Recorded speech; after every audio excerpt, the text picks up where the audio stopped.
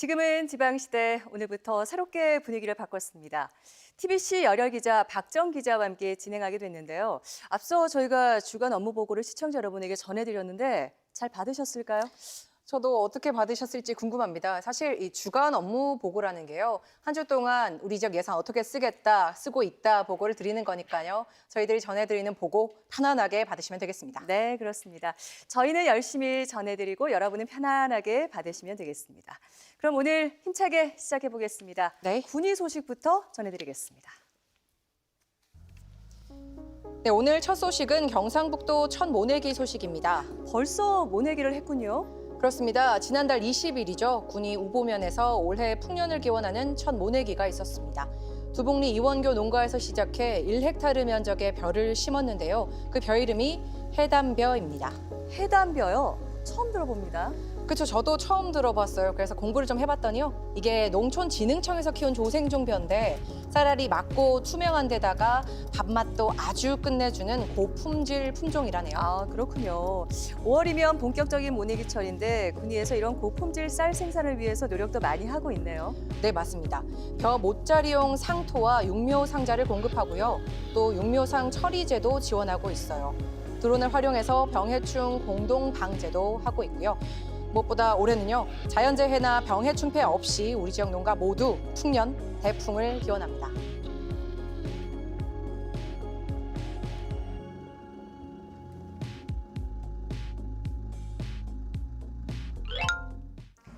이어서 전해드립니다. 지난 4월 18일 군위군 효령면 일대에서 육군 제50보병사단 주최로 6.25 전사자 유해 발굴 사업 개토식을 했습니다. 이번 발굴 지역은 6.25 전쟁 당시 국군 6사단 7연대가 대구에 진출하는 북한군을 저지해 국군과 유엔군 반격의 발판을 마련한 곳이라고 합니다. 우리 지역에도 전쟁 당시 격전지가 상당히 많더라고요. 네, 맞습니다. 그런 만큼 유해 발굴도 중요한데요. 유해 발굴 사업은 지난 2001년부터 우리 군 주요 격전지에서 이루어지고 있습니다.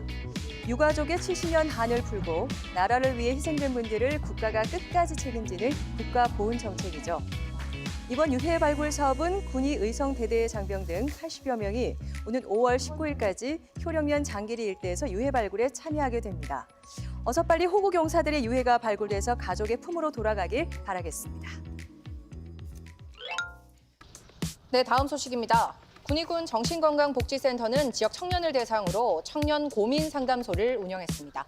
물가는 오르고 취업은 어렵고 청년 세대 스트레스 이루 말할 수 없죠. 이런 상황에서 자칫 놓칠 수 있는 정신건강 꽉 잡기 위해 마련한 프로그램이라고 하는데요. 정신건강체험관, 고민상담관, 스트레스 해소관 등 5개 콘텐츠관에서 자가검진 해볼 수 있고요. 스트레스 지수도 직접 확인해 볼 수 있었습니다. 특히 이 검진에서 고위험군으로 분류되면요. 사후 모니터링을 통해 꼼꼼하게 관리해주고요. 스트레스 지수를 측정한 후에는 부정적인 감정과 고민 써보기, 샌드백 치기, 호흡법 배워보는 등 간단하게 스트레스를 푸는 연습도 했다고 하네요. 네, 군위 지역 청년들이 좀 많이 참여하면 좋겠네요. 이런 프로그램이 항상 있는 건 아니죠?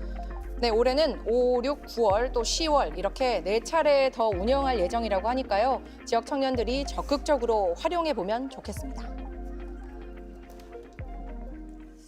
군위 소식 전해드렸습니다. 벌써 모내기를 시작했네요. 네, 저도 이 학생 때 농활이라고 하죠. 네. 농촌 체험 활동을 했었는데 그래서 이 소식을 전해드리면서 계속 속으로 파이팅 외쳤던 것 같습니다. 네, 정말 농활 학창 시절의 좋은 추억인데 올 한 해 풍년이 되기를 저희도 기원하겠습니다. 이번에는 우리 지역의 이슈나 화제 인물을 스튜디오에서 직접 만나는 초대석 순서입니다. 오늘 어떤 분이 나오시나요? 궁금하시죠? 네. 경북이 귀농귀촌 1번지라고 하잖아요. 그래서 오늘은 군위로 귀농하셔서 아주 멋진 삶을 살고 계신 분을 모셨습니다. 빨리 만나보고 싶어요. 네, 김정아 씨를 모셔서 자세한 얘기 들어보겠습니다. 어서 오세요. 네, 안녕하세요. 네, 반갑습니다. 먼저 우리 시청자 여러분에게 인사 한번 해주시겠습니까? 네, 안녕하세요. 저는 군위군 상궁 유사면 화산 만댕이에서 매일매일 신선 노름을 하고 있는 해피맘 귀농 8년차 김정아입니다. 반갑습니다. 해피맘이라고 하셨네요. 신선 노름을 하신다고 하니까 너무 궁금한데 네. 농원을 운영하신다고 들었는데요. 네. 농원에도 장르가 많잖아요. 어떤 네. 농원인가요? 저희가 지금 치유농장 하고 있고요. 그다음에 체험농장 운영하고 있고 작년에 농촌 교육농장으로 또 지정받아서 농촌 교육농장도 운영하고 있는데 저희가 이제 재배하고 있는 거 군위군에서 제일 높은 곳에서 사과 농사를 짓고 있습니다. 와, 제일 높은 곳에서 사과 농사요. 네네. 제일 높다면 얼마나 높은 곳인가요? 대구 앞산이 해발 658m 그 정도 정도 되죠. 네. 된다고 알고 있는데 네. 저희 마당이 네. 해발 730 정도 됩니다. 더 높네요. 앞산보다 높은데 네, 네, 뷰가 네. 어마어마할 것 같거든요. 네, 뷰는 뭐 엄청나죠. 예, 가봐야겠어요. 세상을 다 가진 듯한 그런 아. 뷰입니다. 네, 정말 온 세상이 내 발 아래 놓여 있는 듯한 그런 느낌이 들 것 맞아요. 같습니다. 네네. 네, 지금 화면으로 네. 나가고 있는데 지금 저곳이 맞나요? 네, 맞습니다. 저희 농장에서 찍은 곳이고요. 네, 구름이 예. 진짜 발 아래 있어요. 네네. 저기 지금 우와. 우무가 가득해서 네. 지금 저 산봉우리가 마치 섬처럼 이렇게 그러네요. 보이는 저 공간에서 매일매일 지내니까 아마 도끼 자루가 썩고 있을 것 같아요. 아니, 대표님 저런 뷰를 독점하시면 세금 네. 좀 더 내셔도 될 것 같아요. 앞으로 더 내보려고요. 네. 정말 이 정도 높이면은 구름 네. 위에 사는 그런 느낌이 들 텐데. 네. 근데 어떻게 이렇게 귀농을 하게 되신 건지 너무 궁금해요. 네, 저희 부부가 남편이 사실은 건설회사 다니면서 전기 쪽 일을 하다 보니까 스트레스가 엄청났어요. 네. 네, 그래서 귀농을 하고 싶다고 얘기를 이제 하던 중에 해발 500m가 넘는 곳에서 살고 싶다. 그것도 이제 저랑 남편이 일치를 했고요. 네. 그래서 이제 가야산 쪽, 그다음에 덕유산 쪽, 그다음에 영월 이렇게 강원도 쪽하고 쭉 다니다가 저희 알아보고 있던 중에 남편이 해외 파견 근무를 쿠웨이트로 갔어요. 그러니까 고향이 그리우니까 이렇게 위성 사진으로 이렇게 이제 조회를 네. 고향을 군위군 딱 쳤는데 네.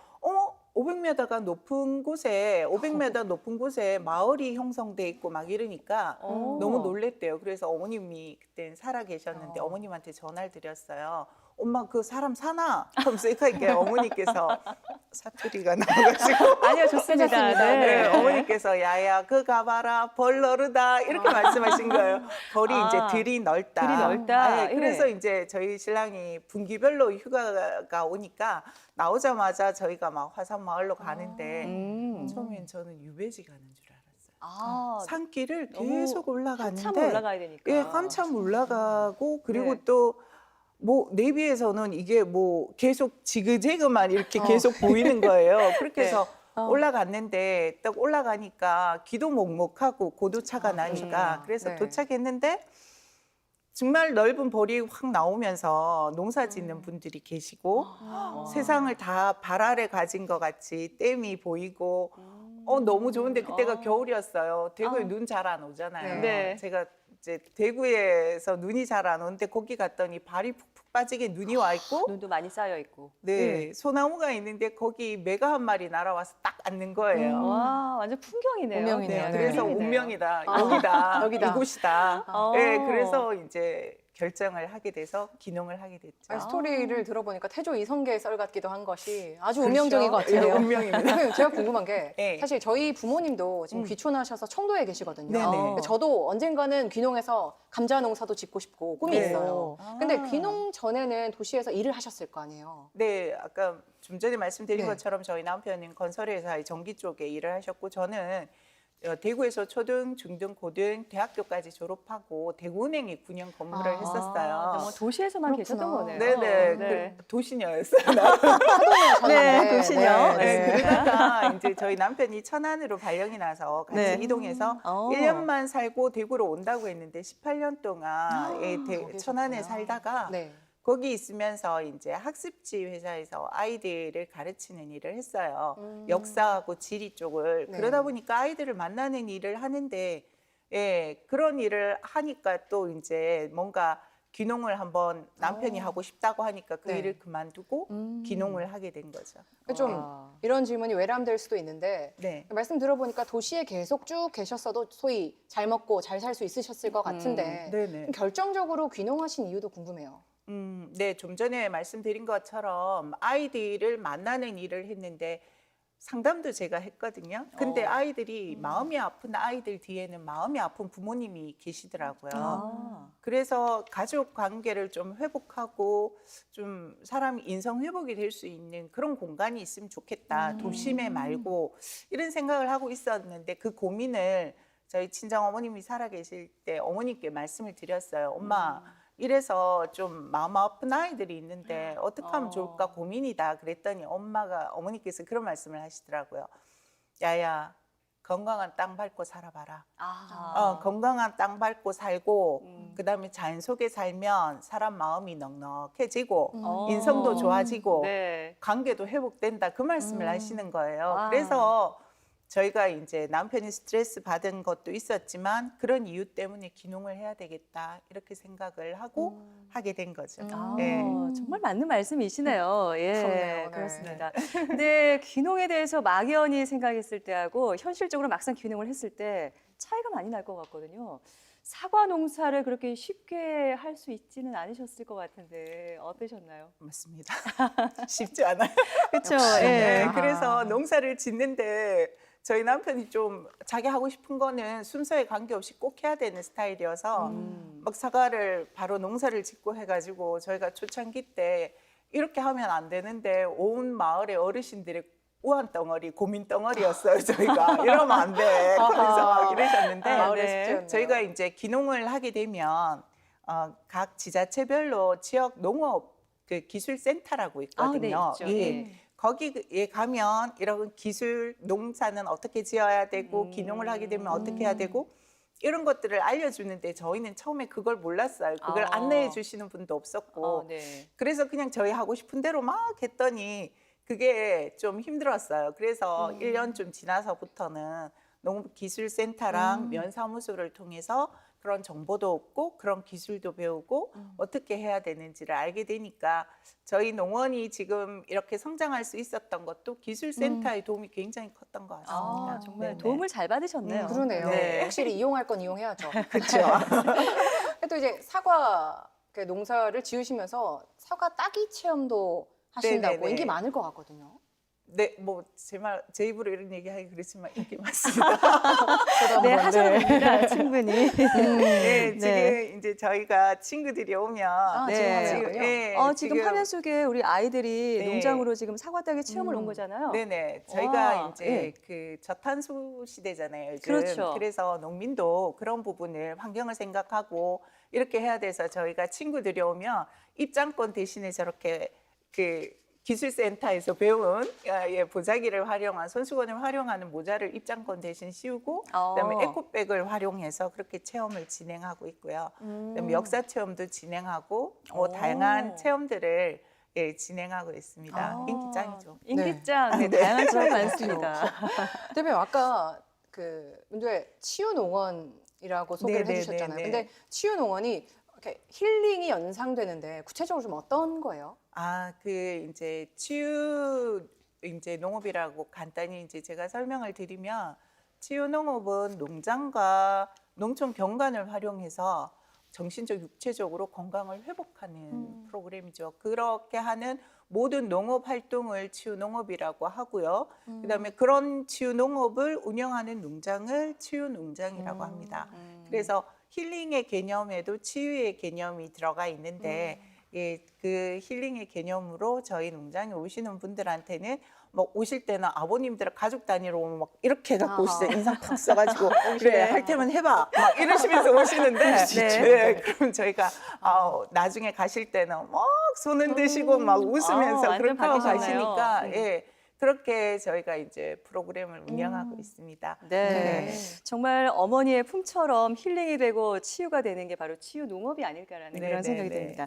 근데 이제 해발 730m에서 사과 농사를 지으시잖아요. 네네. 그 사과 맛이 어떨지 너무 궁금한데 직접 가지고 오셨어요, 네, 사과를. 저희가 네. 완판을 다 하고 저희가 먹으려고 조금 남겨둔 거거든요. 네. 제일 귀한 거네요. 그래요? 아니 저희- 먹음직스럽게 너무나 잘 익은 사과인데. 예, 저희가 사과가 이거는 저희가 그냥 농장이 2군데 있는데 이 농장에서 재배한 사과고요. 얘는 저희 작은데요? 일농장에서 일농장이요? 일농장에서 네. 해발 730m에서 네. 예, 무농약 친환경으로 인증받은 사과거든요. 네. 하나 껍질째 깜찍네요, 정말. 드시면 됩니다. 탐나네요. 와. 혹시 하나 먹어봐도 네. 되나요? 껍질째 네, 먹을 수 껍질째. 있는 사과를 어머, 우리 감사합니다. 박정 기자가 네. 한번 제가 대표를 한번 먹어보겠습니다. 네, 네. 먹어보겠어요? 작아도 한입 사과. 입 크게 벌리고 드셔도 되는데 앙 하고 당도가 표정 변화가 있어요. 어떤 맛인가요? 제가 잠시만요. 아이고. 꼭꼭 씹으세요. 예, 네, 껍질이 꼭꼭 씹어서. 있어서, 예. 근데 빨갛게 너무 잘 익었고요. 굉장히 먹음직스러울 것 같은데 네. 예, 어떤 이게 맛이에요? 제가 정말 기자 생활하면서 이 먹방을 하게 될 줄 몰랐는데 진짜 먹방이 하고 싶어지는 맛이거든요. 대표님 협찬 가능한가요? 네, 가능합니다. 콜 좋습니다. 네, 알겠습니다. 네, 그렇군요. 앞서 치유 농원부터 해서 또 캠핑장으로도 많이 활용이 된다고 들었는데 네. 이렇게 정말 우리의 농촌을 힐링의 장소를 잘 가꿔주고 계신데 앞으로의 계획이 또 어떠실지 궁금합니다. 네, 저희가 군위군에서 지금 농촌 체험 관광 네트워크를 지금 구성하고 있어요. 그래서 그 일을 제가 좀 힘이 되게 해드리고 싶고, 그리고 이제 저희 개인적으로는 저희 농원이 앞으로 앵커님 말씀하신 것처럼 어머님의 품처럼 넉넉하고 힘들 때 돌아와서 기대고 싶은 그런 공간이 될 수 있도록 만드는 게 저희 계획입니다. 네, 앞으로도 또 그런 계획대로 잘 이뤄가시길 바라고요. 오늘 귀한 시간 내주셔서 감사합니다. 네, 초대해 주셔서 감사합니다. 네, 고맙습니다. 고맙습니다. 고맙습니다.